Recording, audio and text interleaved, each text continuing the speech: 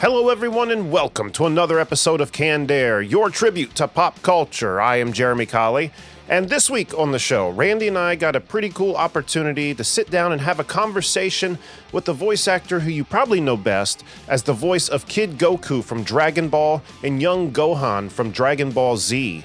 And she was also the voice of KO on OK Ko, amongst many other things. We get the opportunity to sit down and talk with musician and voice actor Stephanie Nadolny.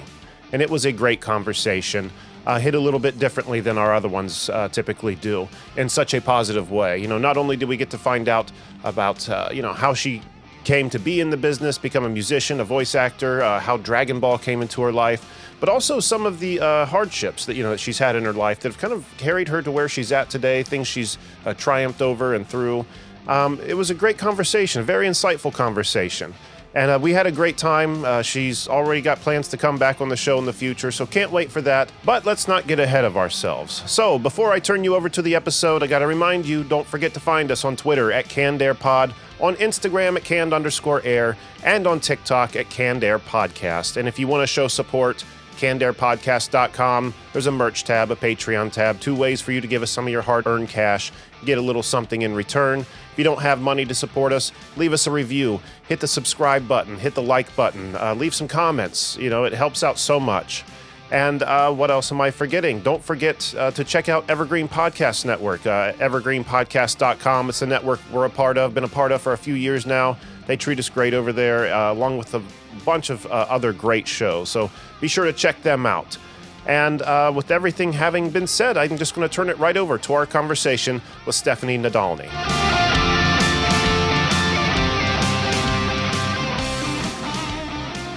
Stephanie, thank you so much for taking time to be here with us today. I'm really excited. We're both really excited to speak with you.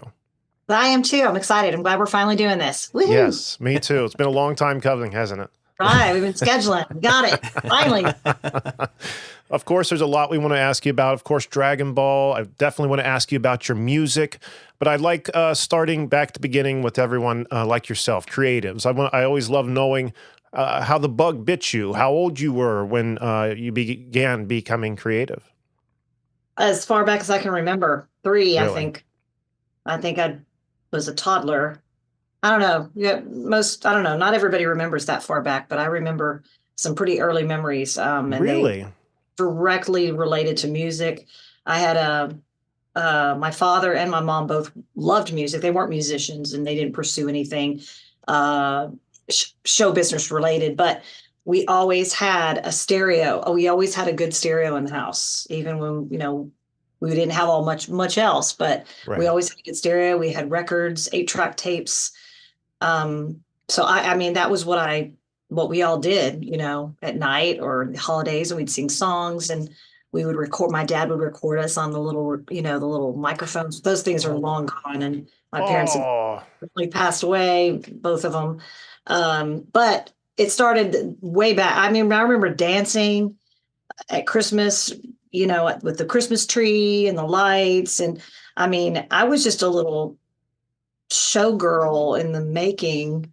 The hairbrush on the, the fireplace, standing up there putting on shows for my friends. I would memorize albums. My favorite singer was Donna Summer. I got really into disco and ABBA, and I was always singing, always vocalizing. Even when I was in trouble, I'd get, sent to my room and I would vocalize and I'd start crying and then I'd start vocalizing. And next thing you know, I'm like writing songs and having fun in my room. I never had to be entertained. I always kind of Mom would sit me down and I would crawl around and just, entertain myself, which Sure. is good. It's good for, for self-soothing and learning how to be independent and be an independent child. And, but yeah, no, I think I was giving concerts on the merry-go-round at like age 5. Oh my God, 6. really? Yeah, the teachers were like, "Who is this alien child that's not like really acting like most other 5 or 6-year-olds?" Sure. So were you like in choir in school, stuff like that? Oh yes, anything and everything related to music. Choir classes. I also, let's see, when I got into middle school, we moved around a lot. It was not fun, but Right. I always latched on to anything and everything music, theater, did all the little musicals and plays and tried out for the solo, recitals. And I took piano. I started playing piano by ear. We had a piano. I remember just kind of plunking around on it and kind of was learning by ear. On my free time, I would record onto cassette tape songs and lyrics. And man, I wish I had those cassettes. I have some I'm trying to put onto computer and kind of switch them and see if they're still even uh have any audio that's if it's not deteriorated. But Right. that's how I spent my time. And I mean, I just always knew that I would be involved in music, and it would be involving my voice. And I mean, I just had an ear. Sometimes you just have that ear for it. Mhm. You can sing on pitch naturally, just naturally musical or naturally gifted in some way. And I wanted my brother to start a band with me. He played drums when we were young, but he had to sell his drums to go to college years later. And so unfortunately that dream didn't happen. He's an accountant now and never leaves the house, but I pursued it. And yeah, it was kind of like I had the bug as a child. And thankfully my mother was very supportive. My parents split when I was young, unfortunately, and then we ended up moving around a lot. But my mom, rest in peace, she's been gone 25 years, Oh, wow. was always very, very supportive and would be my audience. I was always comfortable around her. I would get nervous around other people. I had to kind of overcome this really big barrier of stage fright at a young age as well. I think I was 11 and I tried out for show choir and I just folded. I was completely frightened to death. And Sure. but I learned over that next year to, when it's your chance, you got to do it. You got to take it. And this industry, whether it be music or voice acting or acting, it's a very competitive industry. Sure. And you have to know how to navigate that and kind of thicken your skin, because you get a lot of no's and a lot of rejection, and it has to be timing and talent and production, and there's just so many variables in this line of work that kind of have to all line up. Right. We only had what we had then back in the 70s and 80s. We didn't have computers or YouTube or you know ways to be heard as much as today, although it's also just as fiercely competitive now, Right. probably more than ever, because so many people want to do it. But there's lots of ways to showcase talent now. I did what I could back then, And but it worked. yeah, I mean, I sang in church, I did community theater, I danced, I did pom pom and drill team and kind of whatever I could, sink my teeth into. I was just uprooted a lot. So it made it, difficult to get to fit in with, being the new girl all the time and being confident in this field. Sure. It's very difficult, especially the small towns, because there was a confidence there that I think was threatening without me meaning to be. So there was a lot of that, picking on, bullying kind of stuff, like kind of more verbal and emotional bullying, not necessarily physical. Just as So harmful, though. yeah, I'm a big advocate for anti-bullying. I saw Um, that. yeah, I mean, I just dabble in and out of things that mean a lot to me. My mom, leukemia, so she passed very young of that. So I try to be involved in things that mean a lot to me personally, based on my own journey. And it's a good way to give back. And I use my platform as, the voices of Kid Goku and Kid Gohan Hmm. for that, for being your own superhero. Or I've visited schools, and I love kids, and I love to be an encouraging support to young creatives. And I kind of use that my platform to kind of reach out to them, or they can reach out to me, and I always respond and try to be there for the fans. There's anime fans all over the world. Isn't there, though? Isn't that the truth? Well, that's good, though, that you're doing that, like giving something back. Hmm. Yeah, I wasn't able to have kids. I wanted kids, couldn't have them, and so I have this nurturing mother hen, and that has to do that. So I find a lot of rewarding experiences in doing things like that. So then, how old were you then when you got into your first band? The earliest thing I was able to find was Vince Vance and the Valiants, and I know you were with them for quite a while. Was that the first group you were with, or was there something before that? Before that, I was going to UNT in Denton, Texas, a big music school. I was majoring in dramatic arts, and I met, people through the industry there, like the little small music contacts. It's actually UNT is a big music school, so I was surrounded by musicians, and up and Fun. coming. I did a big choir with them as well, but I met through. I wasn't in a sorority. That wasn't my thing, but I ended up being like a little sister for a fraternity. And I ended up at a fraternity party with one of my friends, and we ended up being roommates. And then I met band members at that party because they had a live band. Nice. And so I had been doing a lot of musical theater. And so, I was finally coming out of that stage fright and really having a lot more confidence from having more experience on stage in front of audiences. And so my friend's like, you should sit in, it's like a little party. And so she said, she's a singer. And so they let me sit in, and then they asked me to join their band. So I Wow. started singing with them I think I was 18, maybe 19 by then.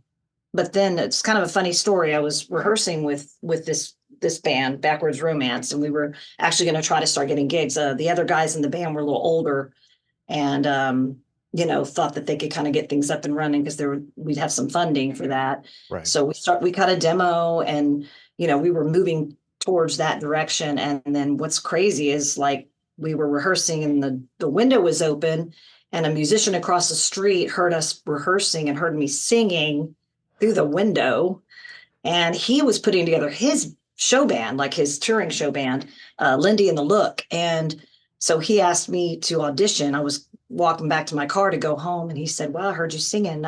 Would you like to come audition for my band?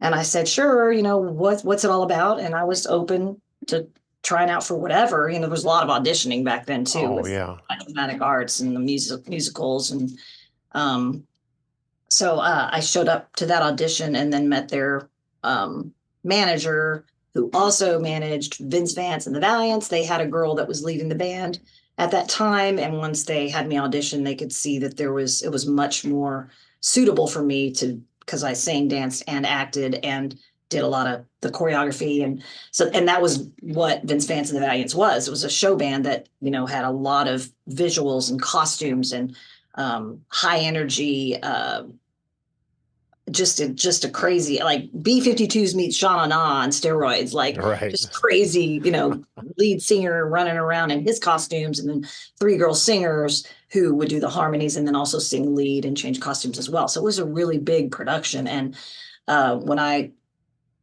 interviewed for that, I was pretty pumped up, and they asked me to get on the road, like I think a week or two later, and I had to Wow. just kind of come from this kind of small town moving around. And then here I am kind of in Dallas, Fort Worth, Texas, which is much bigger, and finished high school here. And so, I mean, I had the fire and the desire to do it. I wasn't scared of that. Right. But it was a big change for me. I'd been in somewhat of a sheltered environment. I had a militant stepdad, and it was, all of a sudden, the little small town girl was literally out on the road with a tour bus of like 10 or 12 other people with a separate, what do they call that? The roadies had their own truck. So they Okay. would go ahead. Like, it was a big production. I mean, we had costumes, and there, it was planes, trains, and automobiles, really. I mean, mostly tour bus driving for hours and hours upon end. We had to kind of have these band members where you're kind of your family. Mhm. Sure. Whether you liked it or not, you had to figure it out if you weren't getting along. Sharing rooms, sleeping on the airport floors. What are we going to eat? When are we going to eat? What's provided? What's not provided? We were kind of like uh, we were basically employees, and we made the same amount of money each week, but we could work anywhere from 2 to 7 days a week, and it would just be the same. So we just kind of, Mhm. it was busy enough that they could do that, but it was at the time I thought I was making big bucks, and in all actuality, it really wasn't that much money, but I was still living at home. I Okay. was still in college ages. So I was, you know, able to make that work and save and till I moved out. And then I thought I'd do it for a year or two and go back to college because I was very scholastic, but I was, I was hooked. I got on the road Sure. and that was it. I was going to be whatever starlet showgirl I could be. And I really learned a lot from that show band, live performance, showmanship, costuming, improv comedy, um, just, I don't know, sing, dance, act, perform. Um, and then I eventually stayed so long that I became senior Violet Valiant. We had V names, since Vance and the Valiants, Violet, Victoria, Venus, all these different names. And then I became kind of like the choreographer, and I would kind of help recruit singers in and train them and support them. And, I wasn't treated quite so nice when I joined but it made me resilient in the end because it thickened my skin basically. And I really Right. needed that at that age. You know, I was green, I was a baby, but I ended up staying so long that uh, they started bringing me in to work with other singers. In fact, I'd left the band and joined one locally. And then, of course, this was around the time I got the audition for Dragon Ball Z. I was working with Brave Combo, which is an award-winning polka band here, which is funny because Nadolny's Polish. So why wouldn't I love polkas, right?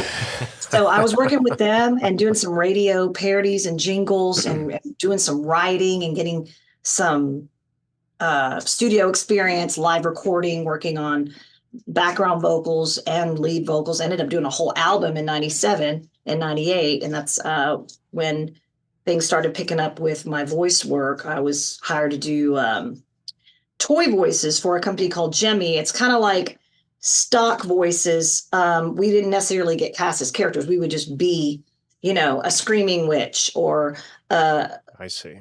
a Halloween, toy that the kid was like, "Ooh, I scared you," and just I did, bunnies, Easter bunnies singing songs, and I did. Gosh, I can't even think of all the different voices I did for them. But the thing that was so interesting and cool about that job, and it was just every few months or whatever, but I would be able to sing in the character voices, which I found over time that was a lot more of a unique talent than just being a good singer. As Sure. much as I thought, oh, you're a good singer. Well, there's a lot of good singers.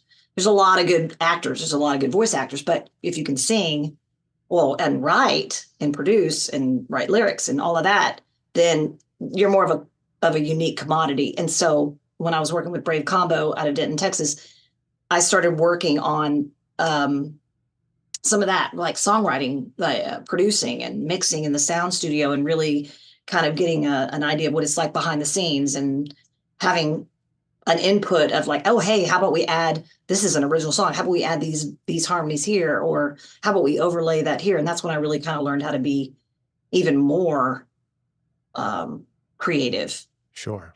So instead of just singing cover songs, not that that's bad, it was amazing doing that too. I was able to have a steady job doing that, but I was also able to do some stuff on my own as well. Right. It And allowed you to expand. that's kind of how the segue, if it's okay, I move Sure. on from this. Working with Brave Combo, Carl Finch, we did this album. He was friends with Barry Watson, who I didn't know him, but he was a Brave Combo fan. And he ended up at a couple of the sessions we were doing, and he would just kind of listen in because he was friends with the band. And he heard me singing and asked me if I'd ever done voice work. And I said, oh, yeah. I've done some funny voices for a toy company, and I do voices for fun anyway. I grew up recording my own radio shows with my friends and mimicked friends and characters on TV, and I did it all the time anyway, just for fun. And Right. so it trained me for these character voices that I have had to come up with. And so I gave him my information, he gave me his. I had no idea who he was, and I had done that so many times that I was just like, well, keep your expectations down. You're never going to hear back from anybody. You might hear back from this one, you might not. So but he did reach out 6 months, 8 months later. He remembered me, asked me to come in and audition for Dragon Ball Z. I had no idea what it was. I had no idea what anime was. I all I knew was a cartoon, and we were going to be reading, from these sides. And so I chose what looked like female characters and went in and auditioned for those. I want to say I was auditioned for like 4 or 5 characters, Poir, Bulma, Chi-Chi, Chaozu. And then right before I finished up, it was kind of like 3 judges and I was on a podium. It was kind of intimidating. Yeah, it was a big deal. But I was like, let's do this. And they said, well, can you do the voice of a young boy? And I'm like, well, I had stepbrothers and a brother and friends that were boy. Well, let's try it. So I kind of gave him a voice like this, and they asked me to add a little more rasp to it. Yeah, I can do this or whatever. And I left there thinking, oh, that was fun. I have no idea what's going to happen. But like less than a week later, I got a call back saying I was cast as Gohan. And I was like, yay, Gohan. Like, who is that? What is that? So apparently they said it was a lead role, not necessarily to start, but that it was going to become a more prominent role. So with my schedule being the way it was, and, Funimation was the name of the company, and Barry, and these other people were kind of recording. They were already kind of recording some of these things already and distributing movies and different types of stuff and licensing. And so I was kind of there at the start of this kind of baby company in a way, and it just kind of grew and grew. And I'd come in every few months or whenever I was needed. We record all my lines, fast forward, rewind. This was 99. So wow. Early 99. Yeah, I auditioned in 1998. And so it was really fun. And it actually led to an audition for Chuck E. Cheese. And I was Hell in the Hen for one season, which was kind of fun, which is kind of like singing in character voices again. Sure. So, and then I just started writing comedic parodies for morning show radio. And then I got on with a company called TM Century. They would call me in to come up with an idea and like Weird Al Yankovic kind of stuff. Right. Okay. Did one called Broccoli Spears, Eat Your Veggies When You Dine instead of Hit Me Baby One More Time.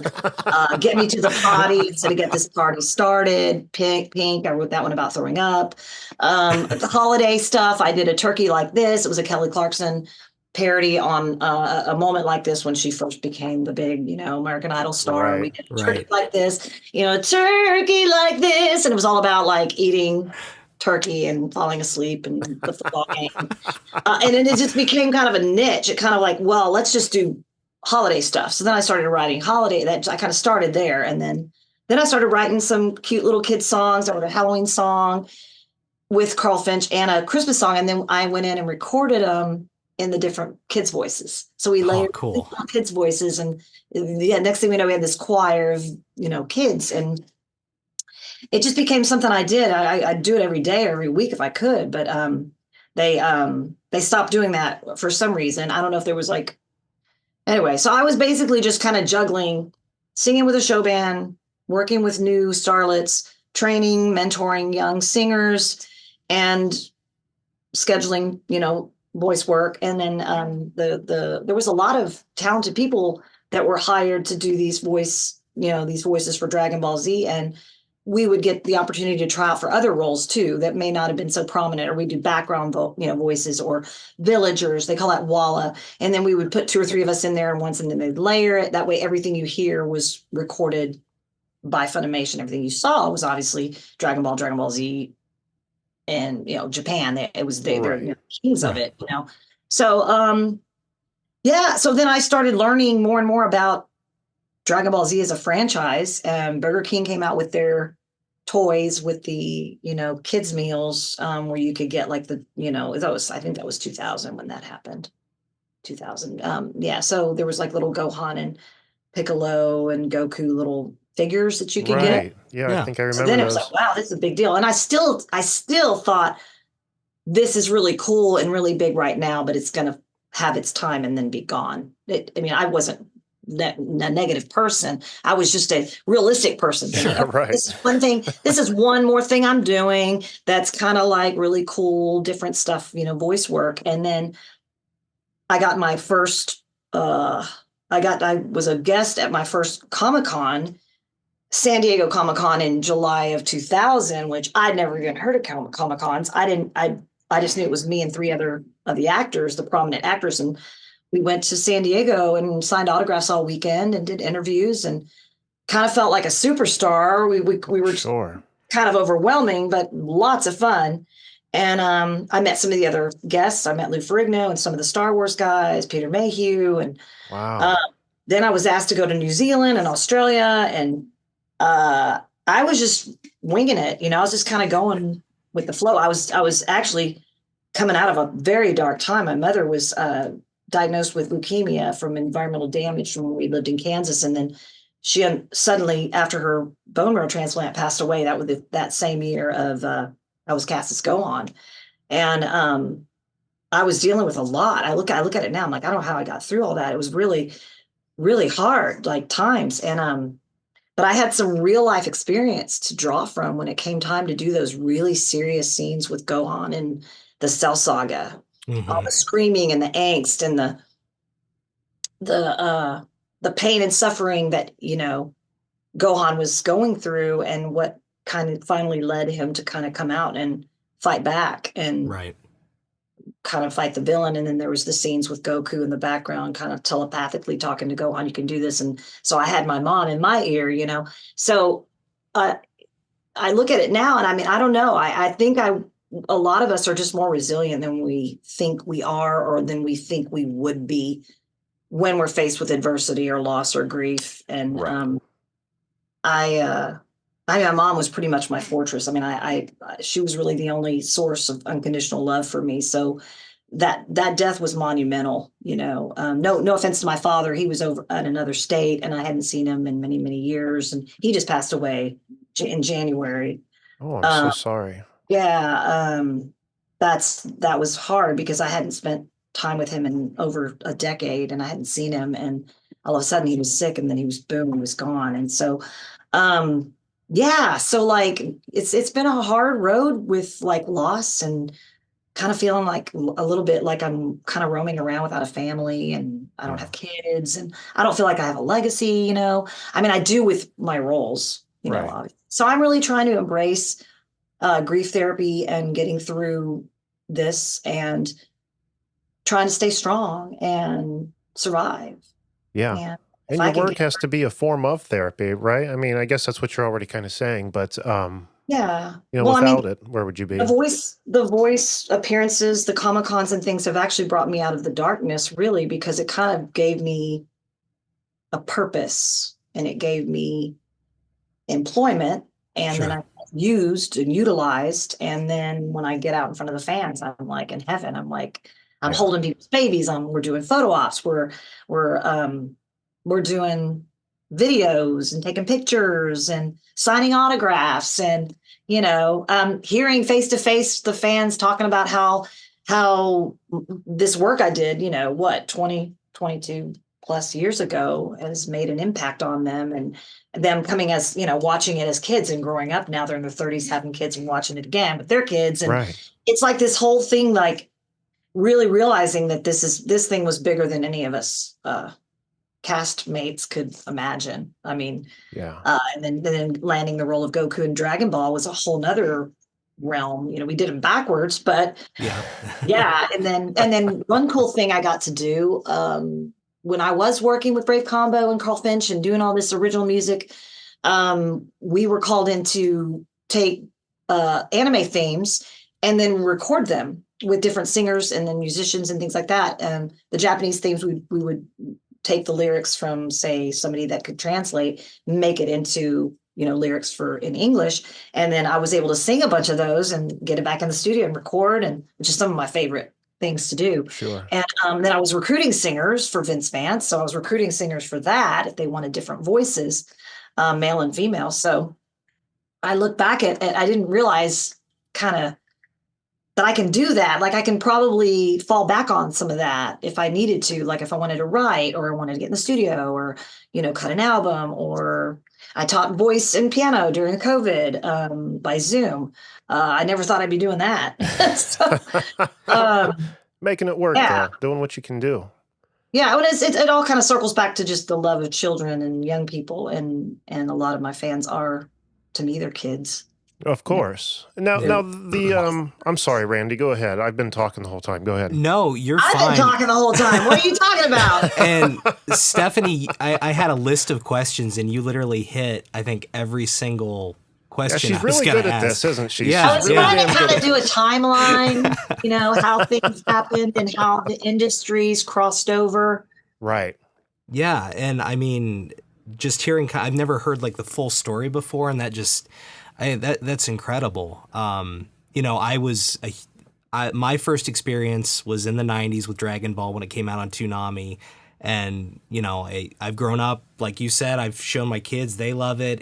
Oh, great. It's just, it's meant a lot to me. It means a lot to my kids, and I do think it is a really big legacy for you. Oh yeah.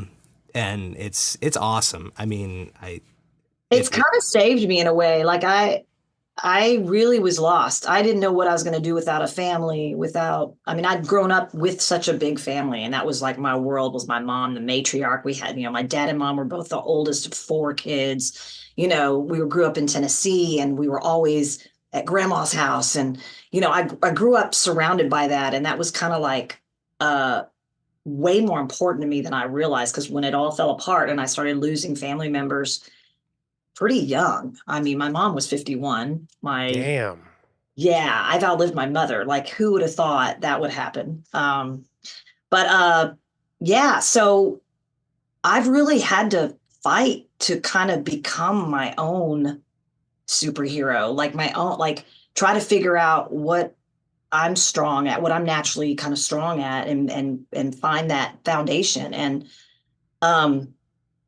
it's not been easy. But when things all kind of fell apart for me, and then I lost more family members. My aunts and uncles were passing, and then I moved around a lot, so I was kind of like, there was never really anything solid. I was constantly being uprooted, and then when I did kind of settle down, I was traveling, so I was kind of all over the place, and I think that's what was missing, and so I had to kind of get stripped down and kind of rise from the phoenix and just kind of like start with almost nothing, felt like nothing, but and then build from there. And then once I kind of came to out of this horrible time, 2015 and 16, really bad years, 17, divorce, all kinds of things were happening. I was really, really sick. I was going through a lot of losing chances at motherhood. And I people were like, well, why aren't you doing Comic Cons? And my fans were reaching out and like, why aren't you signing autographs at blah, blah, blah. I'm like, why? I mean, I kind of felt washed up in old news because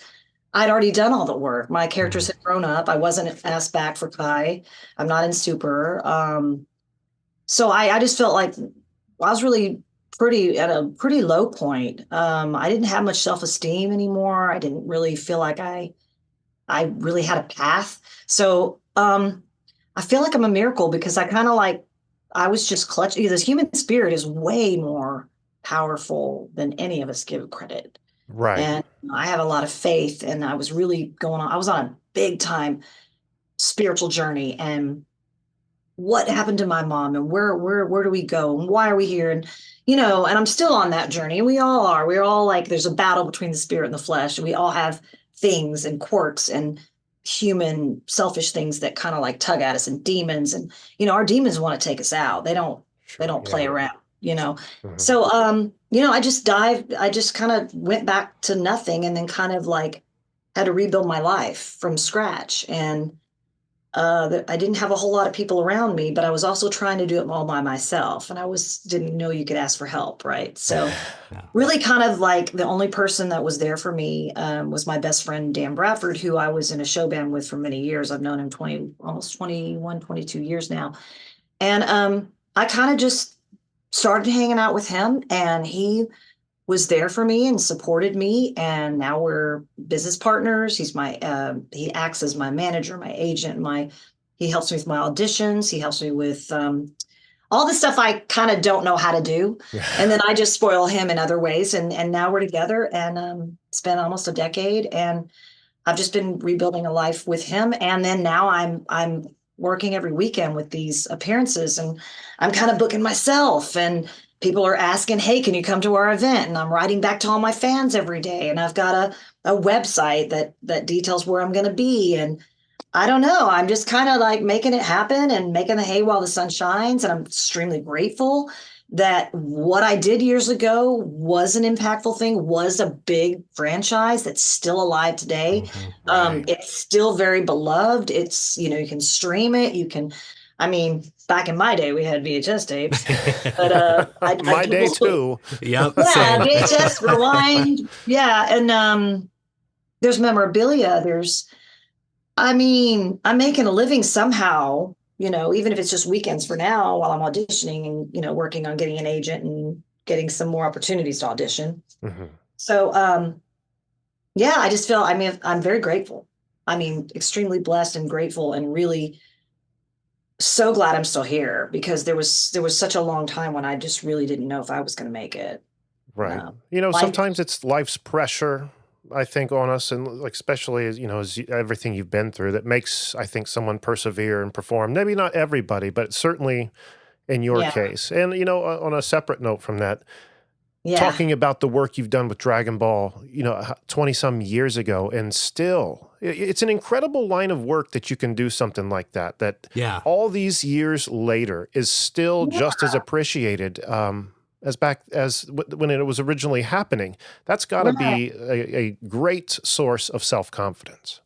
It is, and with so much loss and not having those things I'd kind of been thought I was going to have Mhm. longer in life.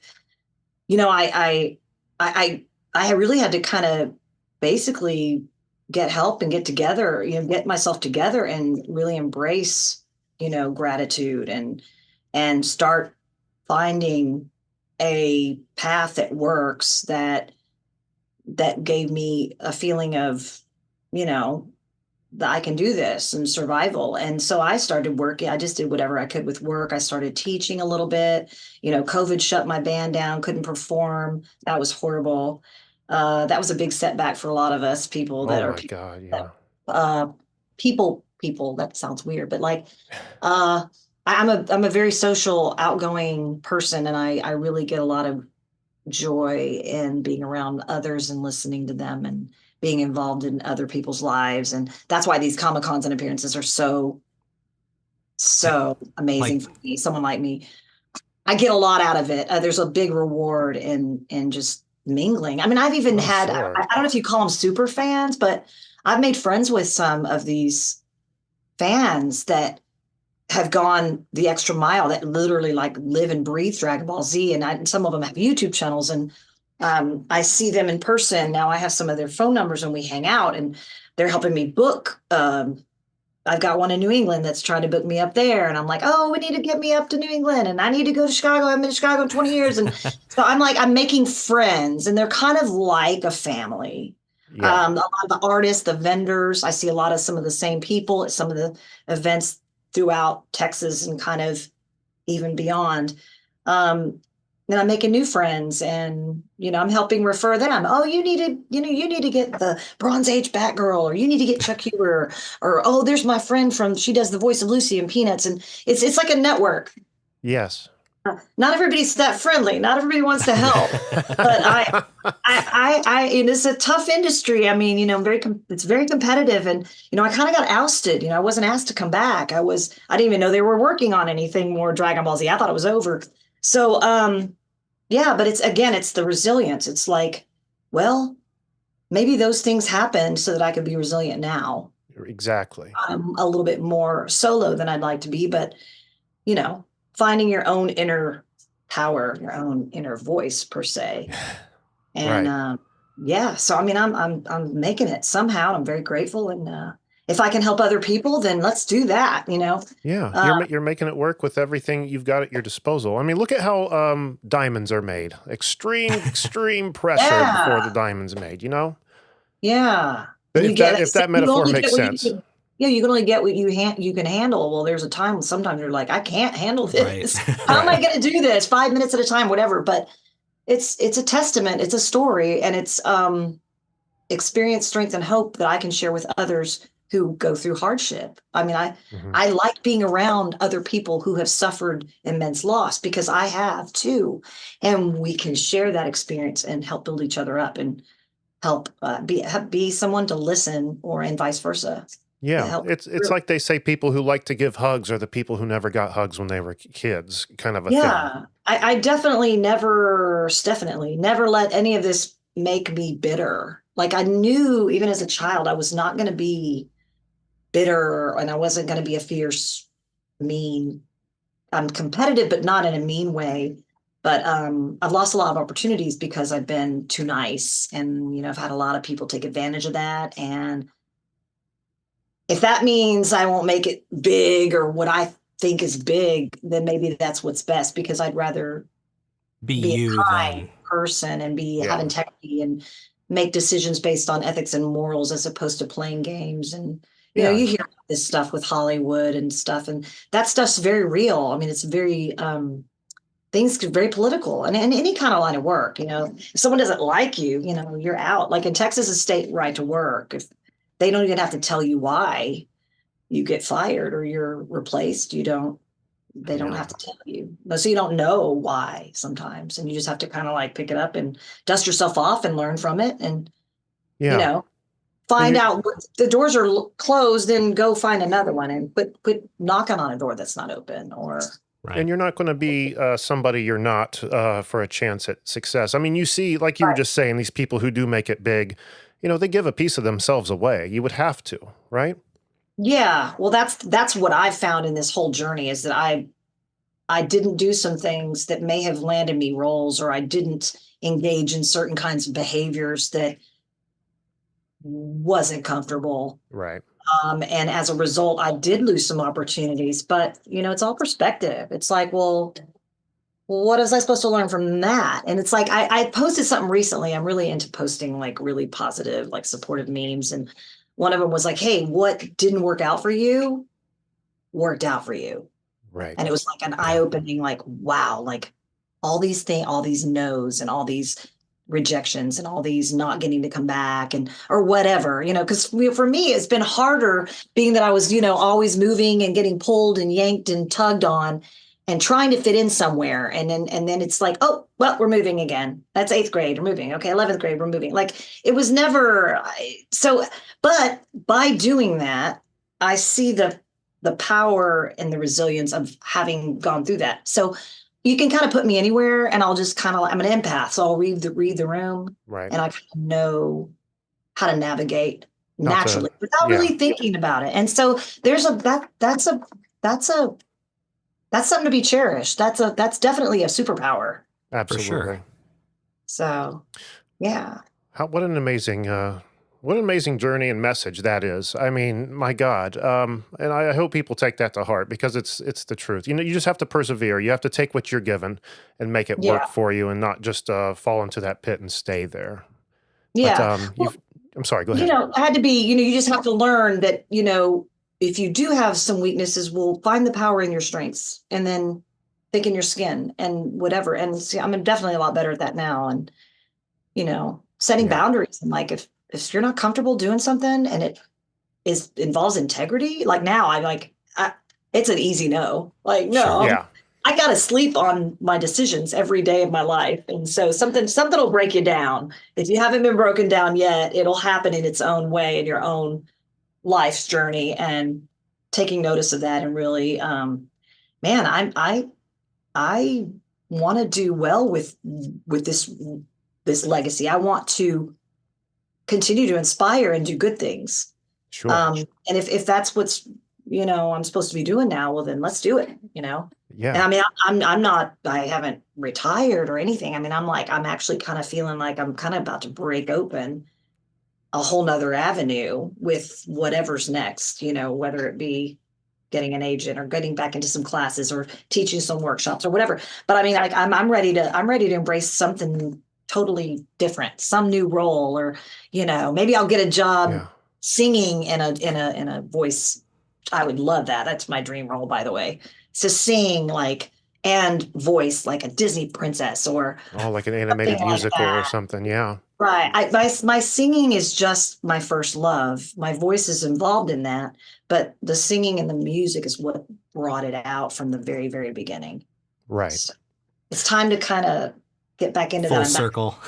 I'm back in piano lessons with Dan. He's teaching me integrated all kinds of just different like chord structures and kind of like the math behind it. And when I focus on that, it's like, it's just these lights just come on and it just radiates. And so it's obvious I need to be creating and expressing, and Yeah. I'm not going to give up. I know that. I mean, that's not going to happen. So I'm excited to see what your next thing is, Yeah. because yes, you're right. I mean, with your determination, you're not stopping, learning new things or trying new opportunities. Something's going to happen. yeah, yeah. Not that And something isn't right happening energy. now. I mean, you're still Yeah. doing incredible things.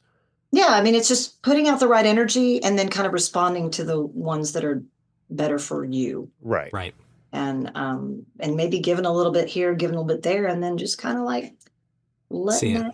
letting it settle. And don't Right. say anything about it. Just let it be magic to someone somewhere along the way.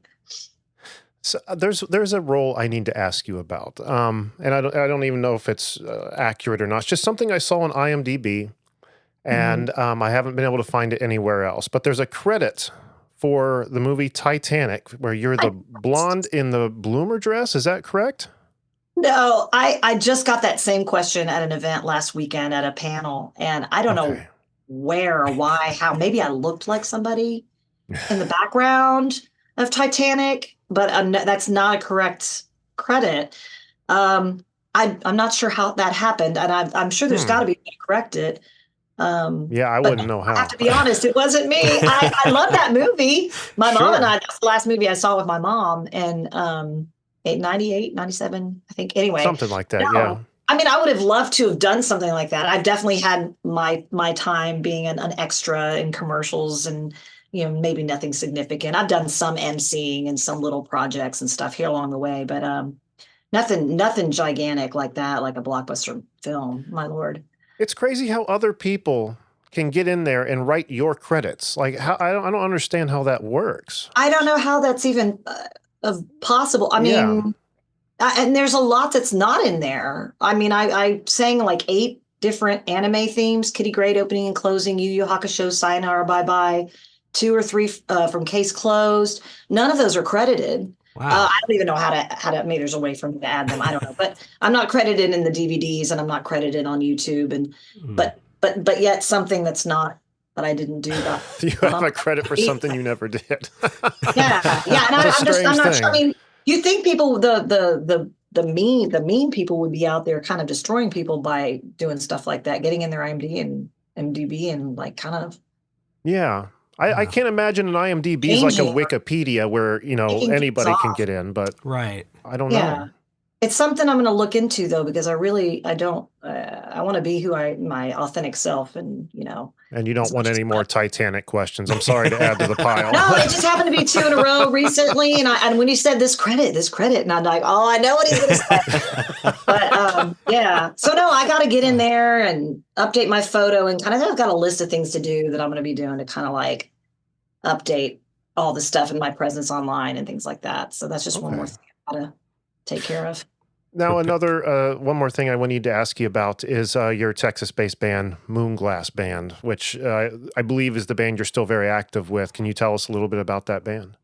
Moonglass is, well, it's kind of an offshoot of a band, a 6-piece band that was the house band. This is a crazy story here. So 6 of us were chosen by the Dallas-Fort Worth area to be a senior breakfast house band back in 2010.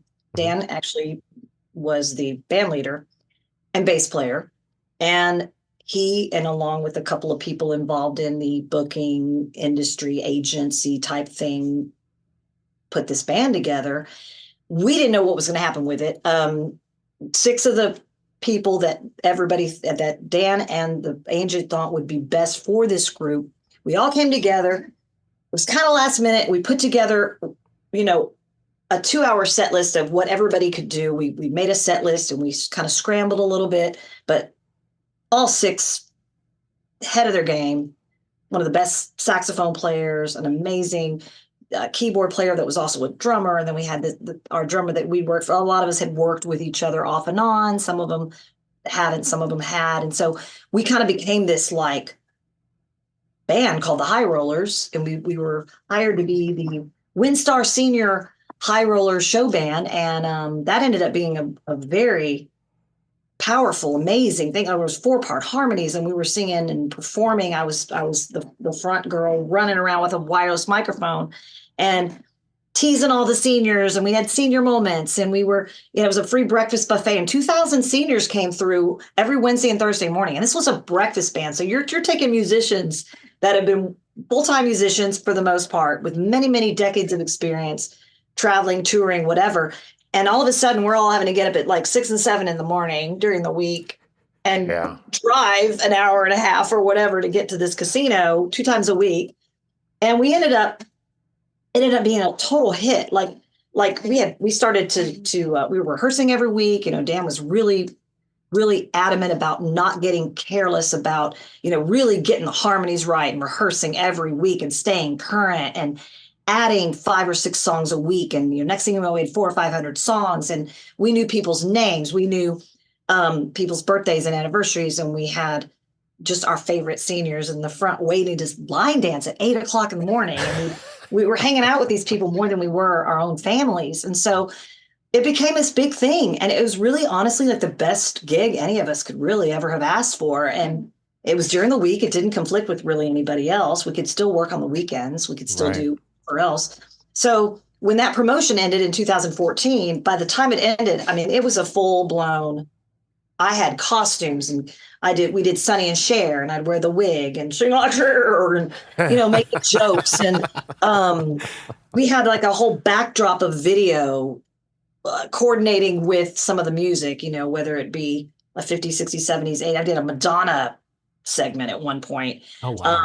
We did 50s, and I'd do like the, I don't know, the poodle skirt stuff, and I'd already learned how to do that with Vance and the Valiants. So that was already something I had been doing for so long that it was natural for me. I knew how to go get costumes. I knew how to get the guys all to wear the same color ties, and I'd already had so much experience doing that. So that was just another extension of being able to kind of front a band, and then everybody was just so good at what they did that it just became this just dream job. And it was just so fulfilling, so rewarding, not just financially.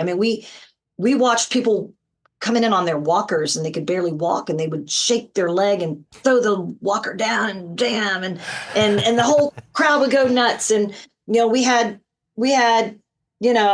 funny names for people. We had, I don't know, it was something else. But anyway, so when that promotion ended, it was very, very, very, very sad, because we were really, really getting a lot out of that. And the seniors were like, well, we're never coming back if you don't have the band. It was this big deal, and it was just a simple, it was not for any reason other than this is a promotion and it ended. So it wasn't anything personal. So what I did is I took the key performers out of that band and made my own band. And so it's me, Dan, and Randy. We have a Moonglass trio. Whenever we could do the quartet, we do the quartet. If the budget allowed, we did 4, It's on hiatus right now because I'm doing a lot of traveling, a lot of conventions, and I'm going overseas this summer. Australia, New Zealand's coming up. Might be doing something in the UK later this year. So we are intact. We're just not really booking actively right now. We can do restaurants and stuff during the week that, and we make it happen when we can. And we do it for the love of it, to be honest. Right. But we all have other things going on. I know Randy teaches guitar. Dan's working full time at this radio station, and he's working in sound production. And so, so that's what Moonglass is. We do have a Facebook page, and we are available to book, restaurants and weddings and parties. And we know a ton of material. We can play stuff like that. This, okay, okay, let's do it. It's just a great thing to be really working with like top-notch musicians that really know what they're doing. There's just such a level of respect there. And when you really gel and come together, there's a comfort level there too. So that's my band. Those are my guys, So is there something about that on your website as well? I can't remember. I don't know if we have anything do we have Moonglass on the website? Dan? Not really. We aren't really focusing on that right now, but okay. We are going to be adding some stuff. we're trying to kind of stick with what's most current, but we want to do a gallery and put pictures up, and I want to start posting regularly about my interactions with the fans. I mean, I'm on social media like now more than ever. I have a social media manager I've had for 2 years. It's grown my presence there. I'm always looking for content. I'm a really silly, playful person. So that's what made me great for that show band, because I was cheesy as all get out. It's great. The seniors loved it, right? Cheesy. I was like, how cheesy you want me to be? So I can be really cheesy. Go full on melted cheese. And I'm like, okay, here we go. Showtime, right? So we are mainly working on these appearances and auditions and getting an agent again and trying to kind of get out there and get some more auditions going. But we do have some information out there on our Facebook page, and we will be posting when we play.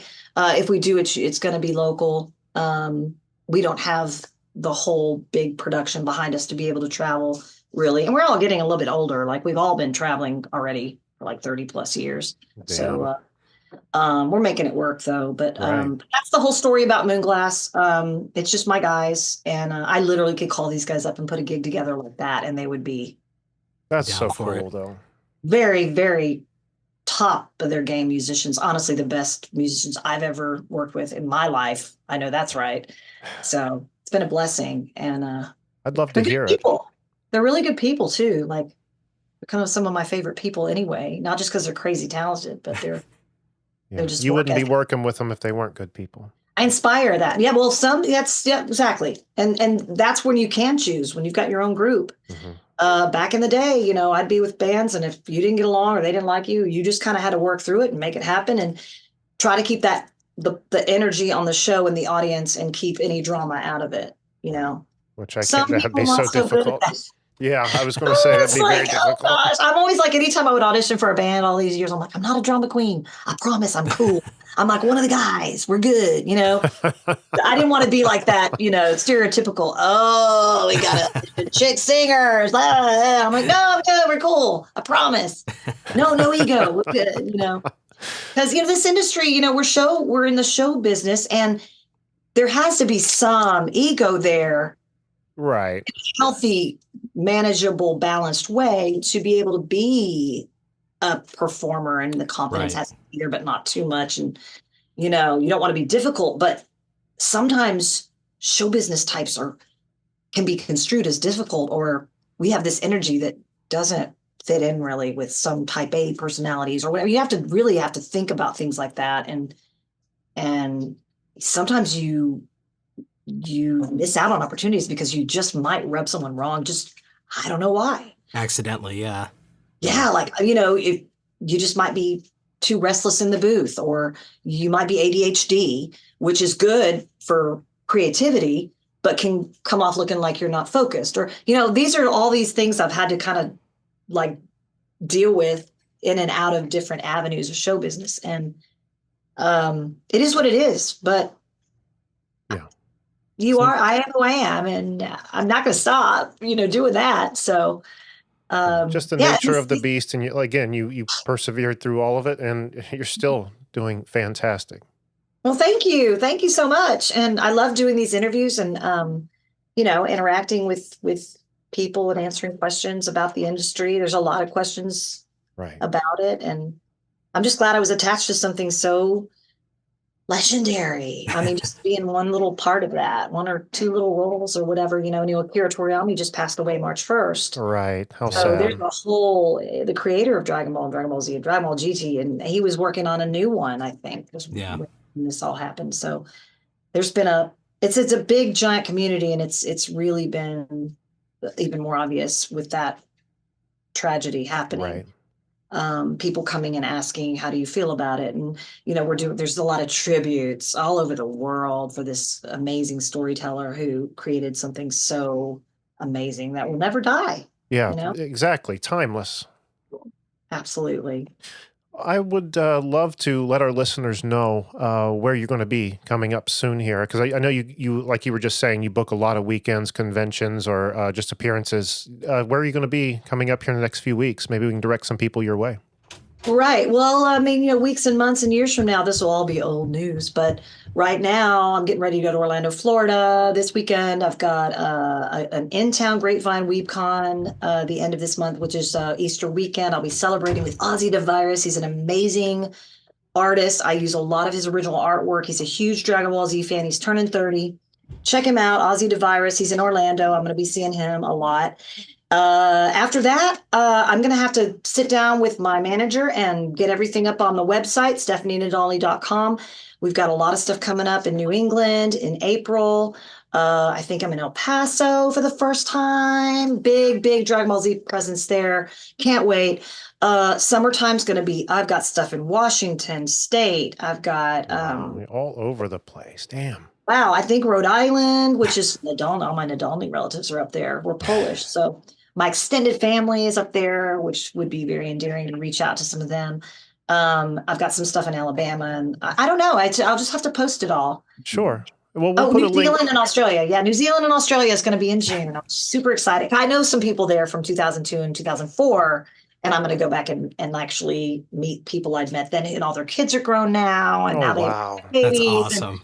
Yeah, it's just memories. And it's all kind of coming full circle. So I'm really, really grateful. I'm booked more now, I think, than I have been ever. Every year, kind of after COVID, it just these Comic-Cons are like coming back, kind of like with a vengeance in a good way. Like, hey, we want to see people. We want to get back into this thing. And there's cosplay and just there's just so many avenues for people, for misfits and dweebs and weebs, and we nerd out, and it's just a great environment for that. And I'm all for it because I'm a misfit, because I never really felt like I fit in either. So I can relate. And if I can be a positive influence on that kind of stuff too, then yeah. But we'll put all that up on the website. And then I do have my TikTok channel. It's at Steph Nadolny, all kinds of quirky, fun stuff where I'm interacting with other voice actors, coming up with creative content, trying to follow the trends. Instagram I'm on regularly, and I write to all my fans. So if anyone wants to write me an email, all of that's on my website as well. It comes straight to my email. I write everybody back throughout the week. When I'm traveling, I get a little busy, but I never forget. So if anyone has any questions, or if they want to maybe have a consult, if they want to get into voice acting, I can kind of like maybe help steer them a little bit. Wow, that's very valuable right there, people. Yeah, I mean, try to help them, because I mean, there's sometimes I felt like I would reach out and wouldn't get help. And I'm like, why aren't you helping? It's not, we don't all get anywhere by ourselves. There's always that's the truth. Yeah. There's people, there's, just stick with the people who are helping, and you can help in return. And then you just kind of find your people, Yeah. I absolutely love your story, Stephanie. And I'm going to link your website and, everything you were talking about, all your social media handles attached to this episode and when we promote. But I really hope we get to cross paths with you in the future, because it would be awesome to talk some more with you. But thank you so much for taking time to be here. This has been so much fun. My pleasure. Was there anything we left out, or did we could do this again maybe in 6 months? And absolutely. Talk about music, or I can play you guys some of my parodies and we can laugh and giggle. I would love that. Those are hilarious. I've been wanting to incorporate more music to the show. We had a guest a few weeks ago who got his guitar out and played us some of his original stuff, and I was just blown away. I was like, how can I do this? Get people to... I would love that. I would love that. Yeah, I can send the material ahead of time, and then we can go over it, and maybe you can have little snippets and we can laugh and giggle over that. There's some really quirky stuff, but it's funny. I got a lot of my influence from Weird Al Yankovic. Even better. You remember Weird Al? Like, I grew up listening to Weird Al and all these changing the lyrics and making them funny, and I still do that all the time anyway. I'm singing the wrong lyrics to everything all the time because I think it's funny. And so why not do more of that, and write some more of them. And I mean, even if I just do it for fun and just put them up, I mean, look at all the avenues I could use that, media, and then go in and make a video over the funny lyrics, and then wear a costume. And I don't know, I've got some ideas, and I've got some time to kill. Well, you know what? I have an idea that I'll let you have, because if you think it's worth even touching, because I had this idea years ago and never did anything with it. The song Breakfast at Tiffany's. How about breakfast at Mickey D's? I mean, that's got potential all Oh, that's over a good it, right? one. I have one for RECIPT. That's our store policy. I've got schools back for autumn. I did one for, what's that Kylie Minogue song? It was love at first bite. It's all about grilling burgers and hot dogs. And yeah, I mean, if someone were to hand me like, hey, write a song with it, I would do it. Like I could figure it out. You know what I mean? Like my one now that we're working on, it's really outdated, but we want to do one to Rick Astley. I just want to tell you what I'm eating. And then I don't know why food always comes up, but food, who doesn't love food? So they all seem to be about food. Nothing wrong with that. We can all relate to that. We all eat. Goku's always hungry. Food. Let's sing about food. So let's definitely circle back and do that because that sounds like so much fun. So, Randy, put that on the schedule somewhere. We will definitely circle back and make that happen. But until then, Stephanie, thank you so much for taking time to tell us your story. This has been incredible. Incredible. I had a blast. Thanks so much for your interest and for tracking me down and making it happen. That's great.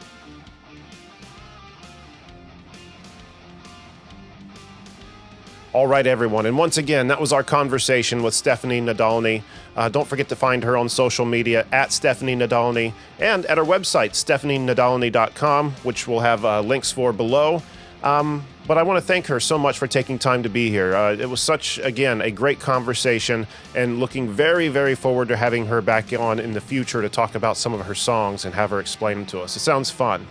But until then, I got to remind you guys, don't forget to find us on Twitter at CannedAirPod, on Instagram at canned_air, and on TikTok at CannedAirPodcast, and CannedAirPodcast.com. That's your hub for all things Canned Air, including a merch tab and a Patreon tab. 2 ways for you to give us a little bit of your money and get something in return. Help support the show. If you've only been listening to our audio format for the past 10 years, be sure to check out our YouTube page. A lot going on over there now, but if you've only recently found us on YouTube, be sure to check out our audio catalog spanning back over a decade.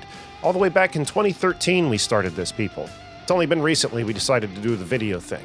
We're a little behind, I know, but better late than never. So check that out. A lot of amazing episodes, a lot of amazing guests over the year. On your Apple Music, Spotify, anywhere you find your podcast, you should be able to find us. And Evergreen Podcast Network at evergreenpodcast.com, the network we're so proud to be a part of. Love them over there. They're so good to us. And just happy to be a part of the Evergreen family. So once again, evergreenpodcasts.com. And once again, I want to thank Stephanie for stopping by to talk to us tonight. It was a great conversation. Look forward to talking to her again. In the meantime, check her out. Go see her at those conventions. You can find those listings on our website. But I think that's going to do it for this week. So until next time, I am Jeramy Colley. Thank you so much for watching and listening. Be excellent to each other, everyone.